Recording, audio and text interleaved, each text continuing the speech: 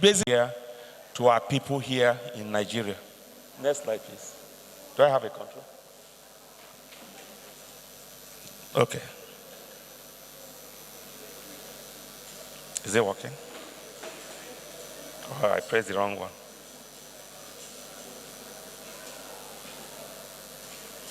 Okay. So this is forward now. I pressed it, it went blank.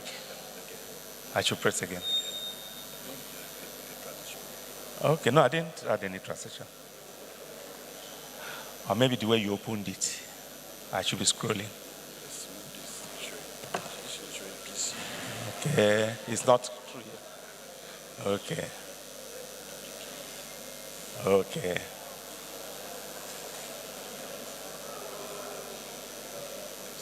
Why am I not? Okay, I should be able to scroll now. Or is it this one? This one. It's not scrolling.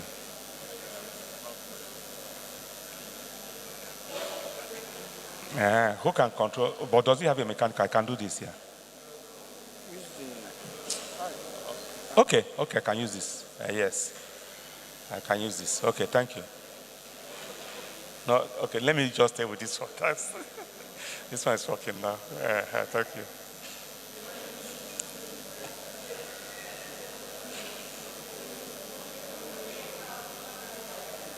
Okay, just to be sure we speak the same language.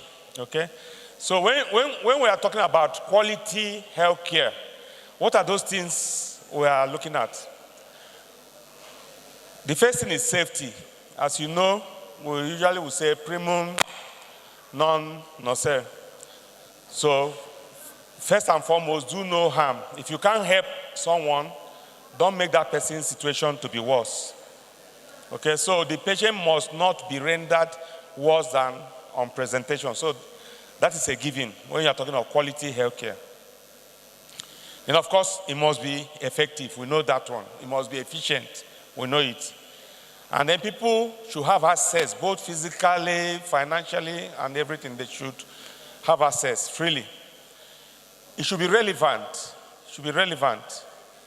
So if the care we are providing is not that relevant or relatively not so relevant, then questions will be asked, no matter how highfalutin. You know, all of us, all the governors, maybe if I had become governor in 2015, one of the first things I would have done too, probably will go and build an airport. So every governor builds airport. That is it. And now they're extending it to us now. Every governor is building what? Robotic. These urologists that I call plumbers, once they go out and refer any of these people of my age grade and above and send them to someone, the person does robotic prostatectomy, radical prostatectomy. When we come back, say that thing was good, though. We must give it to our people. Meanwhile, people don't have water to drink. They are suffering cholera. So relevance is part of quality. Relevance, people don't know. Relevant, no matter if you bring something highfalutin and it's not relevant to the people you are treating, that's not quality healthcare.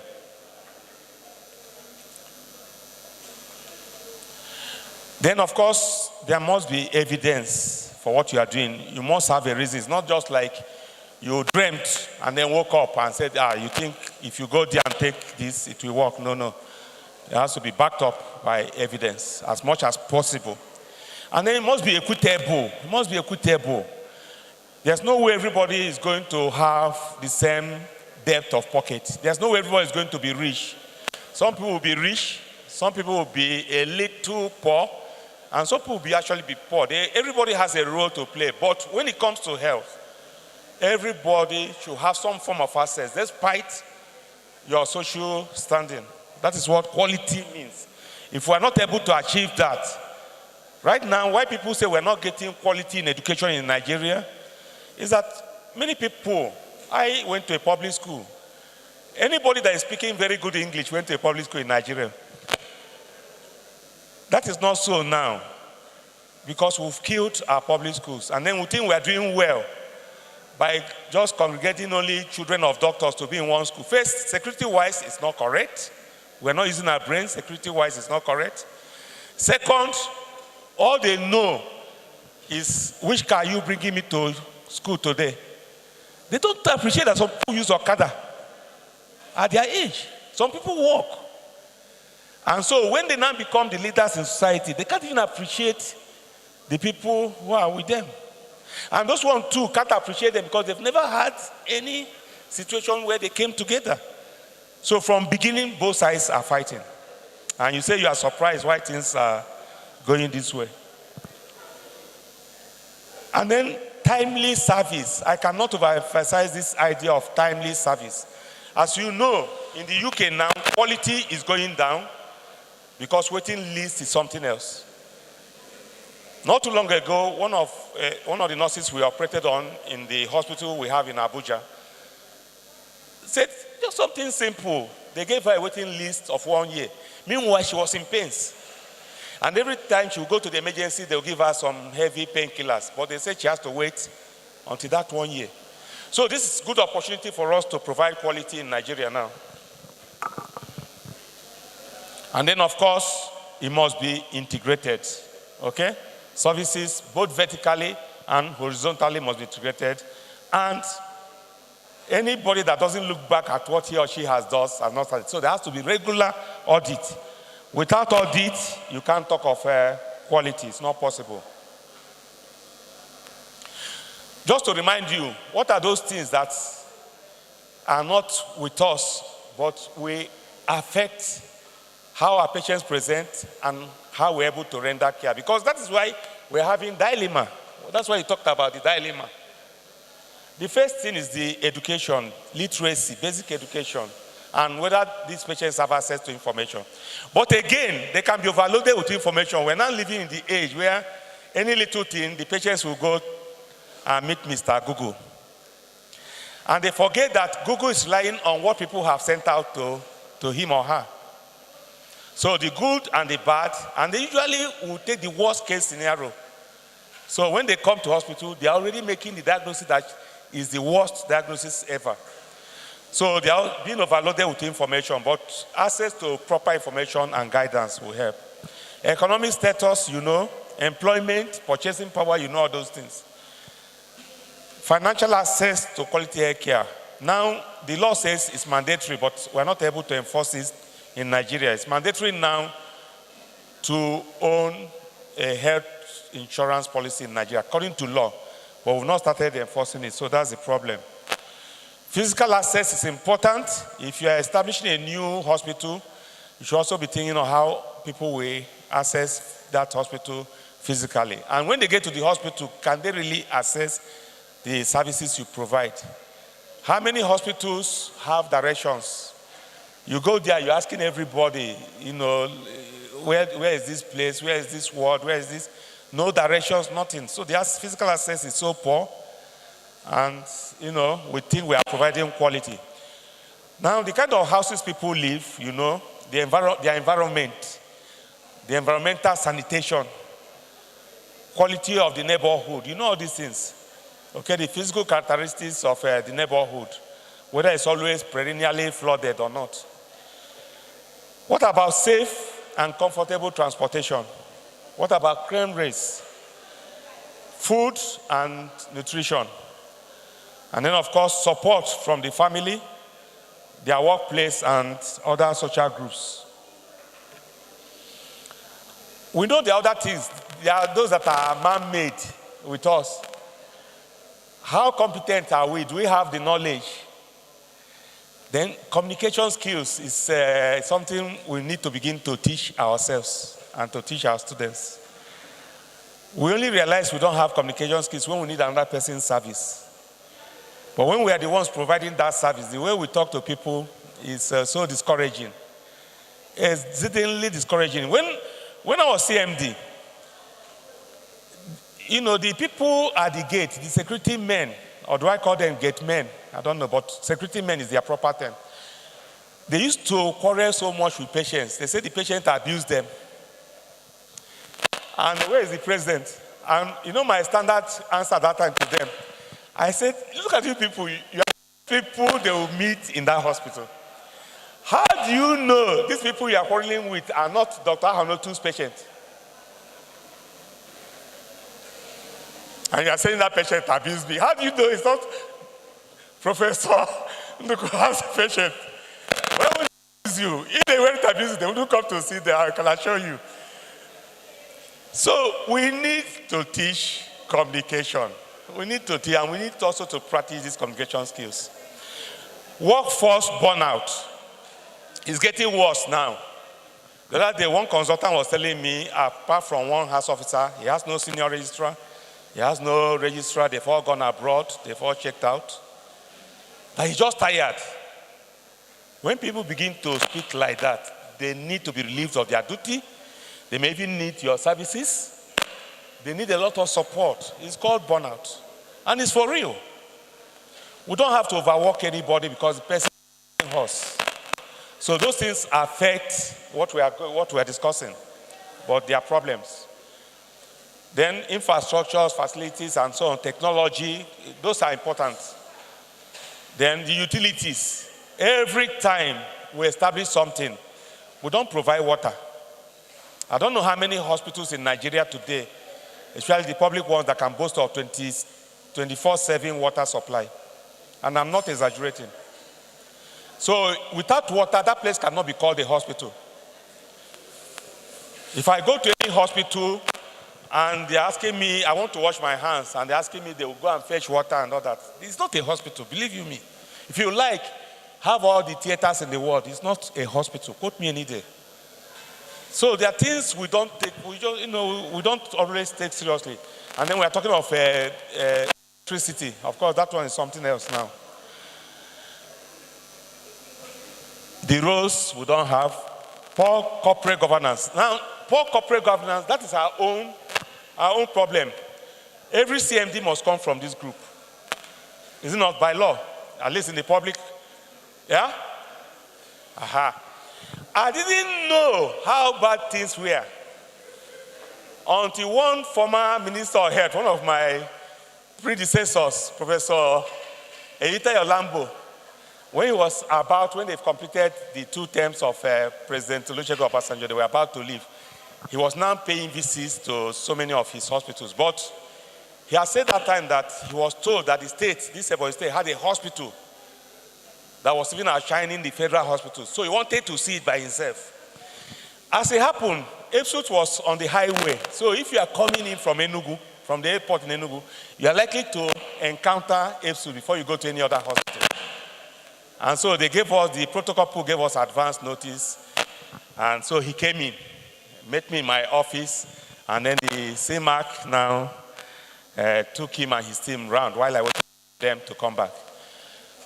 And then when he came back, he said, this is very, very impressive. Then he now went to his own hospital, which is a mistake. He should have gone there first and then come to us. So having now, his sides were expecting something higher, and he didn't see it. He was now like every little thing. Even when flies pass, he would criticize, So it wasn't easy for them, the way it happened. And then they went to government house. He continued with the same praise that we are better than what they are doing. So when it was time for lunch, of course, all the CMDs, federal CMDs from Southeast, as usual, when the minister comes, they all come and welcome from there, and they follow him. It's a large entourage. So they were all there. So they put us in one particular room, all the CMDs and a few other people who are related to the minister's entourage. So at lunch, they asked me a simple question, because they've seen everybody praising Epsut. So the question was simple: Chukwu, how much do you use to run that hospital? Now, the truth at that time was the only extra money the government was giving us to run it. They paid our salary, and they were paying whatever federal government paid. Dr. Samegu paid. So we are attracting the best hands from everywhere in Nigeria. But the only thing is they say now, every other thing, rely on your IGR. The IGR belongs to you. But you can, this place is better now. That time you can imagine how many people that can pay. I was just coming from Aba, and I knew how much we are charging even for CS, and what we are now going to be charging here in Abakaliki. Professor Bekwe checking his set, and people will say, this is peanut here. But if you charge anything too much, and already the state at the time now made even the thing completely free, antenatal and delivery. So we're not getting money. And then they say, okay, you can get 500,000 naira every month. But what happens is that Any month they say they don't have it, you can't get it in arrears. You continue from when they have it. So sometimes you miss out 3 months. When the accounts will go, they'll start from the month they came. They ask for the arrears, they say, forget it. So that's the situations. When they ask me this question, I say, well, this is what we make gross. Our gross revenue per month is this. And nearly all of them almost they called immediately, Chukwu, you are a joker. I didn't know. I know when I play all these card games, I know how joker looks. I wasn't looking like that, but I didn't understand it. The only time I knew I was 100% complete joker was when I became minister. It's envelope system. So they will just give this amount to the health sector. It is now up to the minister to decide who gets what. That's the truth. It's now up to the minister. If you like, do all your work. It's now the minister that sits with the minister of state, Palm State, all this, and he's saying, yes, give this person more money, give this person. The CMDs know it. And I saw what my colleagues must have been getting. So that's when I said, I was truly a... But what is the point I'm making? Money is not necessarily the issue. It is how you use the money. And I'm saying it confidently. I've been there. Anytime I'm saying I can give you backup. Look at what we're using to run Ipswich and we're saying it was functional. And look at what these guys were getting. That IGR is not even part of it. So why couldn't they be the most functional? I leave you with that. Let me continue. So what is the other point? Funding gaps. Well, I've said enough of that. Professional rivalry, communication gaps. I didn't have that professional rivalry when I was CMD because you must be a politician when you're a CMD. Your job has been cut out for you. 1/3 show that you are a doctor, you're a consultant. So things you are doing should show that you're a doctor, you're a consultant, you know these things. Don't do something, someone will be asking, are you a bricklayer, are you this? So 1/3 of your job will be clear that this guy is a doctor. 1/3 is how do you manage all the resources that you've been given? Consultants, other doctors, nurses, pharmacists, whatever, health professionals, the non-health professionals that are with you, the money, in fact, whatever you have been given to work with. That's 1/3 of your job. The remaining 1/3, you're a politician. So when people, Mr. President, when you were offering apology that we don't know, what do you call it, protocol, it's a minus. You are telling them we're incompetent. No! How can you get money from them when you don't know how to address them? How are you going to get the money? You don't know how to address them. So you know that the Commissioner for Finance was here. And you didn't recognize him and you want to go now. Go and get it now. Since you didn't recognize me, I don't recognize you too. Please, let's not give that excuse. There's no reason why at our level we should not know other things that are around us. Otherwise, we are not functional. Honestly, we're not. Then, of course, we talked about communication gaps and all that. Then, ill-motivated staff for many reasons.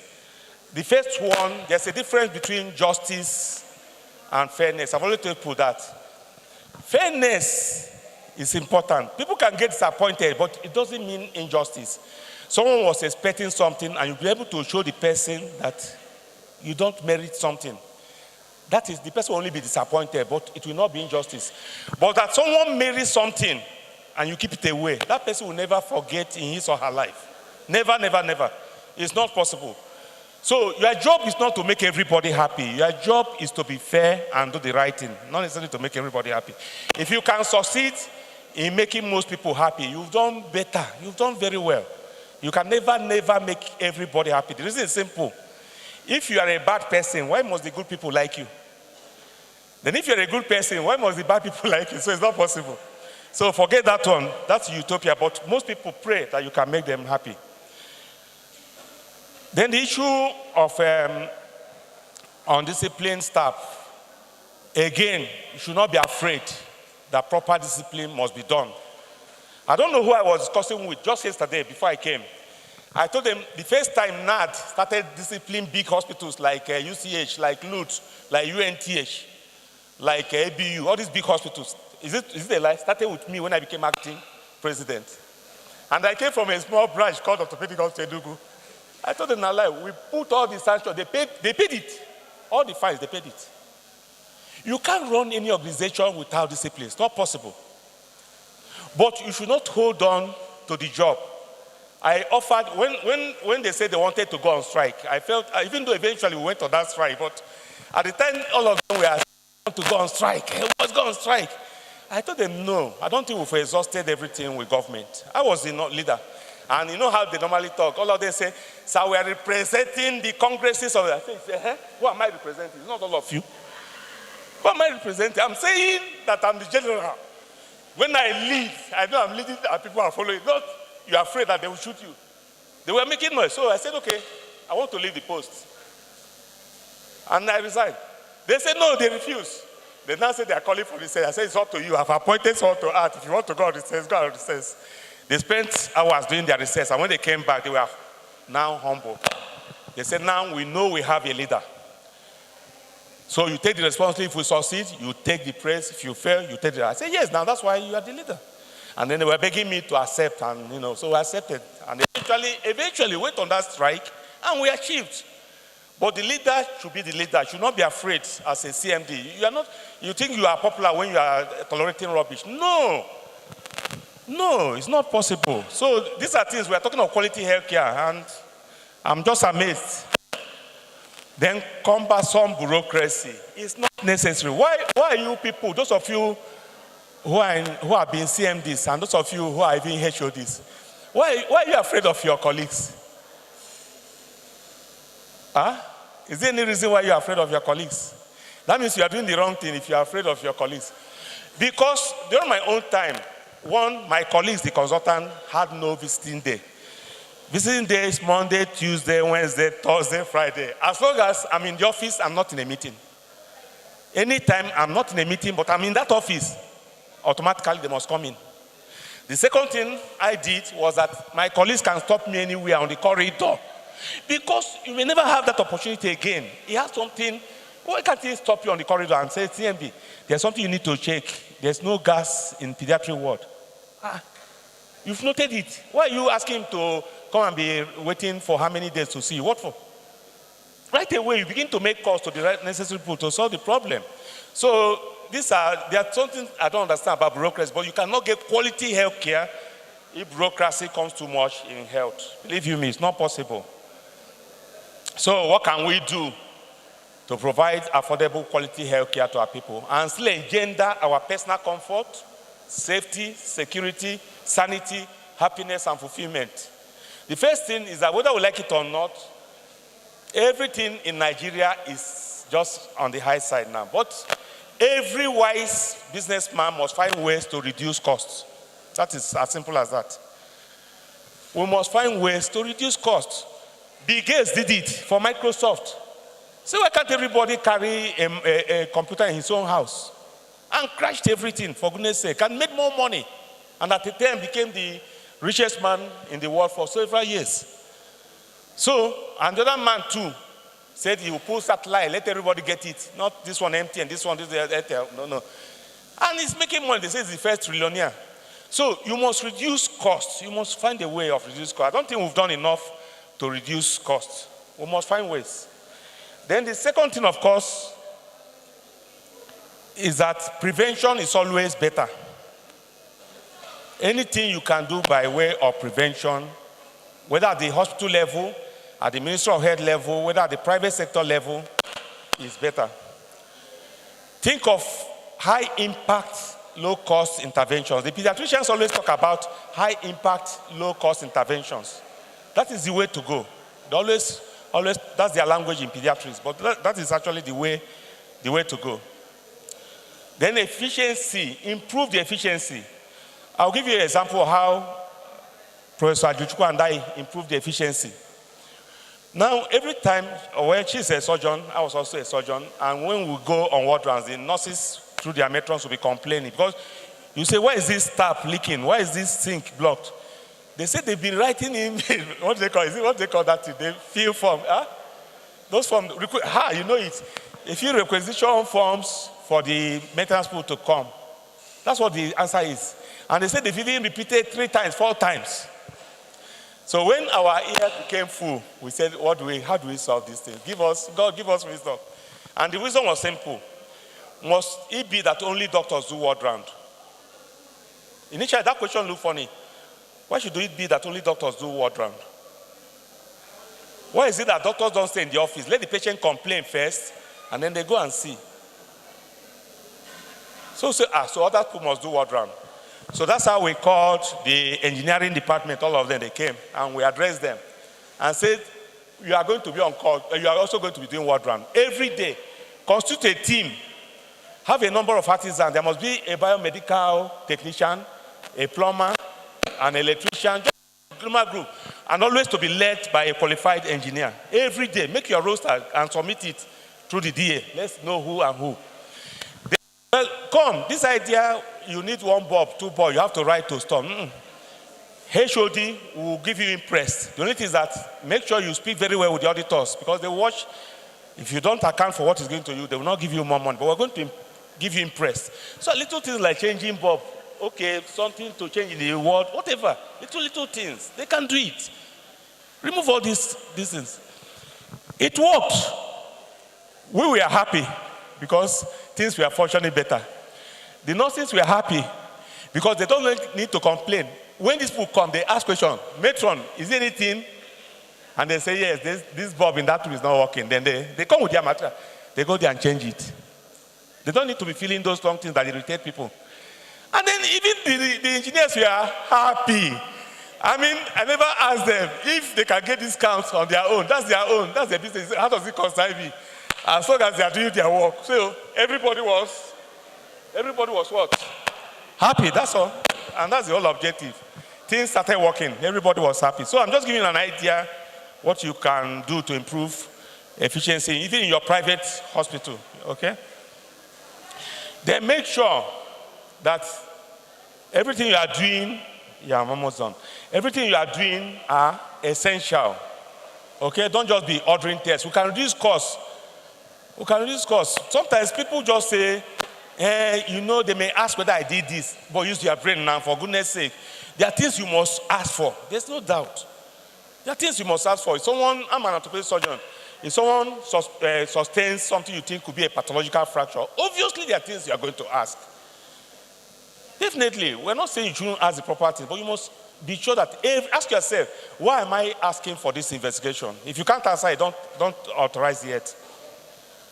Then, when they were reading my citation, they talked about tax sharing, tax shifting. It may look funny at this stage, but if you don't want to have burnout, it has to come, please, my people. Just for you to decide what house officers, what skills can house officers have, what skills can your registrar have, what skills can senior registrars have, what skills should other people in the health sector have in relation to what you are doing. But don't carry everything on yourself. It's not necessary. Staffing. Most people complain that hospitals now, they are not staffing. And people are leaving, and they are not staffing, and they want things to work. Procurement can be shared, can be pooled. The more, the better. So economies of scale, the cost goes down. And then if we can do local production, you should be able to produce your own drip in your own hospital. There are little things you can produce, morphine syrup, paracetamol syrup, all those things. That will reduce all that costs. Then we need to scale up patronage. We need to do ethical marketing. You need to market. Without marketing, yes, we are told not to advertise. We agree. But we need to have effective marketing strategies. And then, of course, health education. The more people know about health, the more they're interested in coming to you. Make payment easy. If you can't attract people if they have to be going from here to pay for things. Dr. Dada, who was at the FMC in Ebutemeta, and who just left, I think, 1 or 2 years ago, did it. When I went to his hospital, you find that patients can pay, within meters, anywhere, they can pay. Once you can remember your hospital number, you can pay. So we need to begin to look at those kind of things. Then look at our costing models. One of the things I learned at CMD is that you actually make more money from multivite and paracetamol than from these cephalosporins. You actually make money from multivite.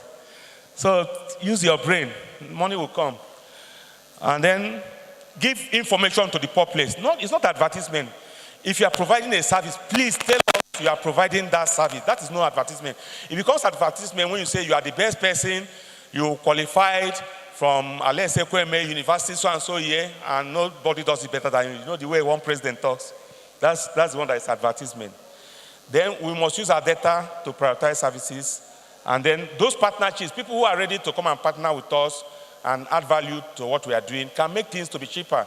People who want to do outreach programs, they actually provide service to people, and that also is an advertisement for your hospital or your setup. Innovation is needed everywhere. How do you talk to government? You must find ways of reasoning government. It's not by giving money necessarily, but there are ways of convincing. These are things people can even teach you how to do. But government must be part of it. They must provide infrastructure, utilities, facilities, okay? They must allow people sometimes to do some little PP that is recognized, because things are getting hard. Without it, people are leaving. Then they must provide credit to those who want to settle here and practice, and they set up hospitals, and it must be long tenure. Nobody can give you anything in 2 years and you'll be able to pay in the health sector. It's difficult. It's not possible. And then security. People are being battered. Doctors cannot go to work. Other health professionals, people are being beaten left, right, and center. In general insecurity, that will not help people to do their work. And then make how people get information easy, particularly health information. Primary care, we have been stressed by people who taught us, and we are still stressing it, but we don't hear. A state that doesn't have anything to show for health is doing robotics.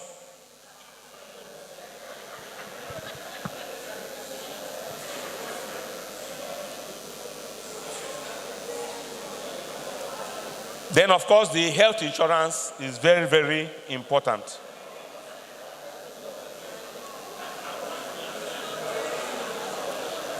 Of course, whether it's in the private sector or not, you see, one of the things I used to tell people, especially NMA, for instance, I said, the thing in Nigeria is that the whole economy has turned upside down. All of you who graduated in those days, at the time, even up to the time, those of us who graduated in '86, you knew that time that private hospitals actually paid well above what government was paying. Why didn't I want to go and look for a government job after my NYC? I was confused. Within my NYC, I passed my primary and put it in my pocket.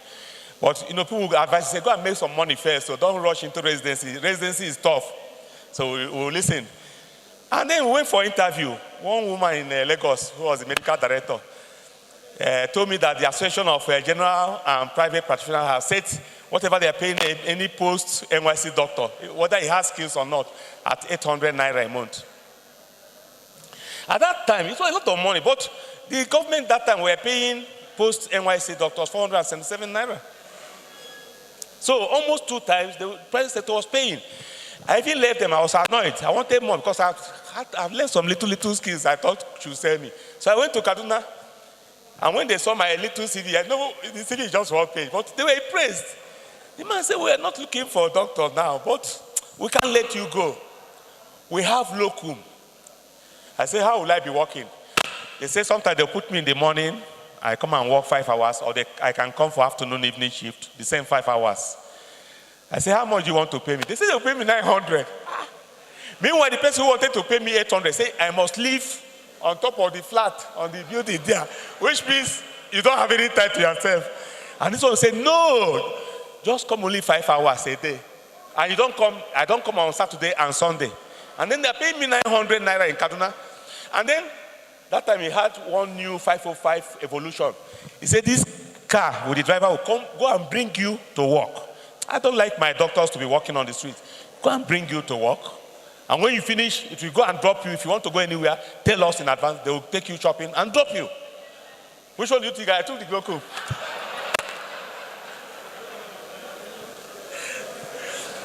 So, competitive job security, this can happen in the private sector. And believe, just that things are upside down now. Now government pays better than the private sector. Car loans, medical care allowance, just name it. And retirement benefits. We should introduce all those things if we want people to answer to this. I'm almost rounding up now. We must eliminate the toxic working environment. Honestly, we must reduce this toxic working environment and improve social security for doctors and other health workers. Recruit adequate essential health workers. Protect health workers against violence by patients and their relatives. When I was CMD, I never joked with security. Everybody knew about that. I never joked with it. So it's important. If you have many of my doctors, nurses, ward attendants, you must come and answer. At that time, one big man, the wife came he went to her and she was pregnant, came for antenatal before the delivery. So they told this woman that it would be better to put her in the general ward because they want to be sure. If they go and lock her up in the private ward, sometimes their eyes will not be there. So the people who normally follow this big man thought this was the meaning for their madam and told them no, that their Oga's wife must be admitted in private ward. And they've seen that the private wards are even empty. They tried to explain to them, and they just couldn't appreciate what they were doing for them. The next thing, they slapped the house officer, tore his dress. So, of course, ARD was up in arms. So I told them, one of them, the person who was president that time, CMD, who is co-hosting you now. So, I think it was Dr. Buna that was president that time. So I told them, do you want me to handle this? I will handle it, but if you are not certain, they said, okay, they should leave it to me. So we brought that big man himself to come. That's how effective I was. We brought him. And all these people who committed that offense came. And I said, oh yeah, you put talk. I will not say anything. If you want to forgive, forgive. If you don't want. Eventually, the woman, what attendant says, forgiving them, that he has seen that these people, you're not even up to the age of my firstborn. The doctor, what do you say? And the president of ARD, all of them, secretary. The doctor thought, say, well, since they are kneeling down, apologizing, because they were kneeling down to apologize to them, that they have accepted, and it's okay. I said, president of ARD, are you okay? He said, it's okay, since it's what his people want. And that's, we never, even when one man who was high up somewhere came and harassed by a security man, after they were stealing from the hospital, so they say we should do a policy that when you are leaving the hospital, you open your boot. So when you are leaving, they ask you just to open your boot. So this man had a beautiful woman by his side, young woman, came with a very sporty car. So they asked the man said he's not carrying anything. They said, sir, it's the instruction we have from our bosses. He said, if I come down and open this boot, I don't see anything, there'll be trouble, no? They said, sir, we are working on that instruction. So the man now came out, opened the boot, there was nothing incriminating. Then they said, close it. He said, I'll close, but it's not the end. He now went to his car, said he wanted to enter, and then brought out a rifle. Come and see my security men. Everyone is disappearing. We had walkie-talkie, so immediately they called me, bang, bang, bang. But they were good enough. They took the number of the car. By 11 p.m., this thing happened around 7 p.m. By 11 p.m., the man was cooling his heels in detention. I've even forgotten about the man until 3 days later, some people came to see me in the office. I didn't know them. When they came in, they said, sir, this is our family member. This is what happened. But we have been going to the police station. They said only the CMD. I said, is the CMD a policeman? I don't have any authority to release any suspects. They say, sir, that's what they say, that unless you say it should be released. So we didn't joke with the security of our people. We never did that kind of thing. So why can't doctors have checkups on the account of the hospital they are working for? And other professionals, yes, these are little things that you gain by working in the hospital. Please, let's be giving positive feedbacks to ourselves, supported with data. If we are working hard and we can get data that shows that because we are working hard, things are improving, don't you think it will make people to be happy under that situation? Then we should be going on vacation. Yes, should be going on vacation. And people should see their promotion as and when due. And then there must be clear working hour limits because it's telling on people's health. Of course, research all the time and innovation, we don't need to overblow it.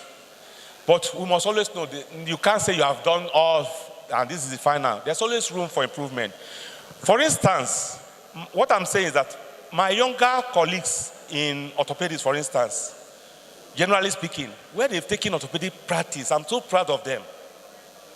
There are only very few things in orthopedic surgery that you cannot find anywhere to do in Nigeria today. But these are our students, these are our residents. But where they've taken the specialty to is unbelievable. So we must encourage our younger ones. Any father or mother who doesn't want to have a child that will be better than him or her, I don't think you are being realistic.